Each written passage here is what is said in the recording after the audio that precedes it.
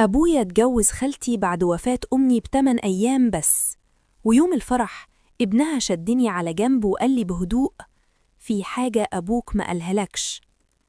أنا عندي 30 سنة، اسمي ريم.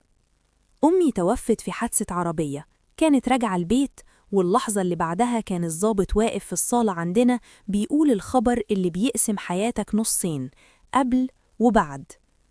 الأيام اللي بعد كده البيت اتملأ أكل ومعزين وورد وكلام مواساة بصوت واطي. أنا ما كنتش بنام ولا باكل، حاسة إني مفصولة عن جسمي، كأني بتفرج على مأساة حد تاني من بعيد. وبعد 8 أيام بس أبويا اتجوز خالتي، مش قرب تدريجي بسبب الحزن، مش شهور بيواسوا بعض، فرح كامل، كتاب كتاب، دبلة، تورتة ومعازيم.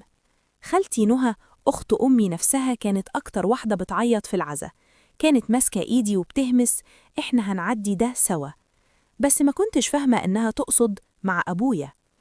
كنت لسه لابسة أسود لما حصرتني في المطبخ وورتني دبلة الخطوبة وكأنها خبر سعيد.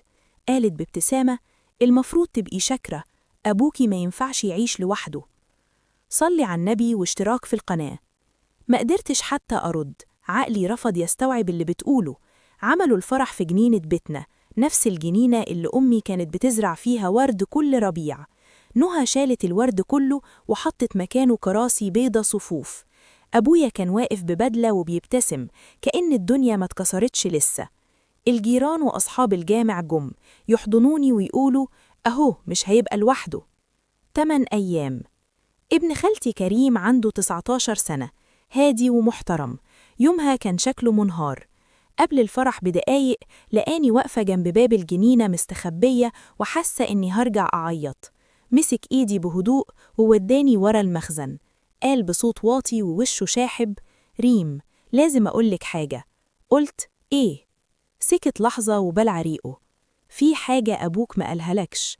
وبعدين قال جملة واحدة خلت الدم ينسحب من وشي كله: أبوكي كان متجوزها من قبل، لا، وبقية القصة اكتب تم.